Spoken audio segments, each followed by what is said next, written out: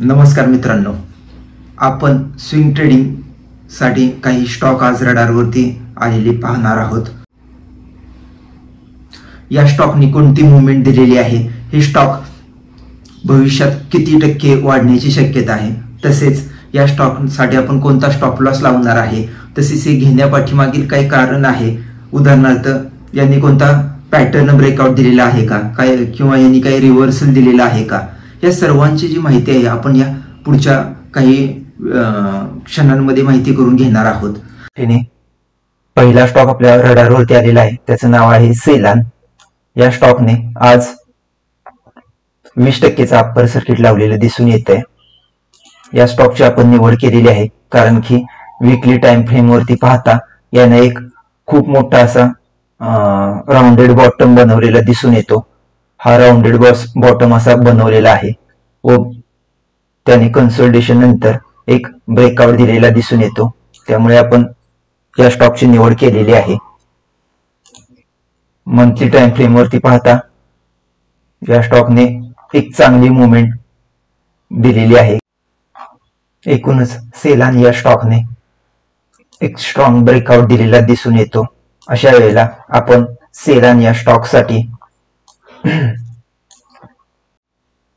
Long टर्मचा विचार केला तर सुमारे 633 पॉइंट वरती टार्गेट ठेवू शकतो।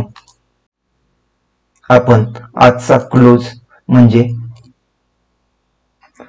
755 ला एंट्री मारणं अपेक्षित आहे। आपण अग्रेसिव्ह ट्रेडिंग करत असल्यामुळे अर्ध्या कॅन्डलचा स्टॉप लॉस घेतोय, नाहीतर सर्वसाधारण एका पूर्ण कॅन्डलचा स्टॉप लॉस घेणं अपेक्षित आहे। म्हणजे आपला स्टॉप लॉस 693 चा स्टॉप लॉस होणार आहे, तर आपलं टार्गेट मात्र मोठा असणार आहे। सेलान या स्टॉक साठी आपण 0.9 म्हणजे 1346 चं टार्गेट आपण पाहत आहोत। तर आपल्याला याच्यातून 1:10 एवढा प्रॉफिट मिळणं अपेक्षित आहे।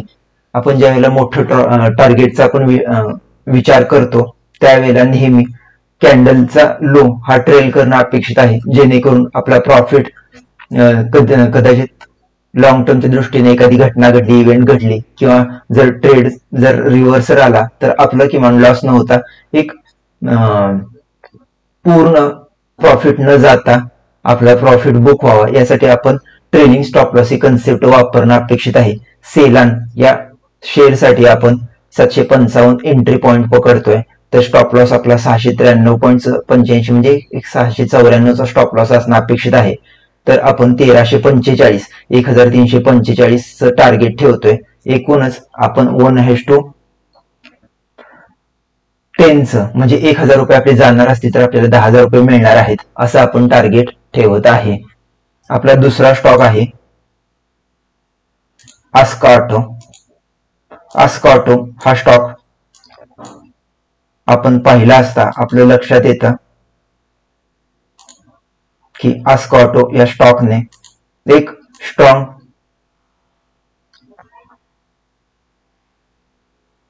हेड अँड शोल्डर पॅटर्न बनवून त्याचा ब्रेकआउट दिलेला आहे। अशा वेळेला आपण नेकलाइन जर इथं जर आखली तर नेकलाइन पासून खाली सुमारे 26% म्हणजे सुमारे 411 आपल्याला टार्गेट येत आहे। कॅन्डलचा विचार केला असता आजचा क्लोज म्हणजे 442.30 सर्वसाधारण आपली एंट्री होणार आहे। तर आपण हाफ अर्ध्या कॅन्डलचा स्टॉप लॉस लावतोय, म्हणजे 7.5% अर्धे 3.72% आपण स्टॉप लॉस लावतोय। तर आपलं टार्गेट मात्र 1:5 म्हणजे 410 चं टार्गेट असणं अपेक्षित आहे।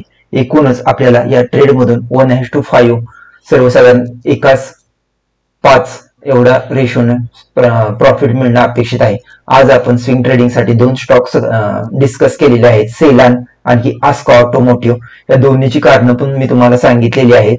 सेलान या स्टॉकने rounding bottom chart pattern breakout दिलेला आहे, तर आस्का ऑटोमोटिव्ह हा जो स्टॉक आहे ह्या स्टॉकने हेड अँड शोल्डर हा पॅटर्न ब्रेकआउट दिलेला आहे। मी दोन्ही पॅटर्न तुमच्याशी डिस्कस केली, त्याचबरोबर याचा एंट्री प्राइस, एक्झिट प्राइस, आणखी टार्गेट प्राइस हे तिन्ही प्राइस विषयी आपण डिस्कस केलेला आहे. तुम्हाला जर हा व्हिडिओ आवडला असेल तर तुम्ही नक्की लाईक करा, शेअर करा. धन्यवाद.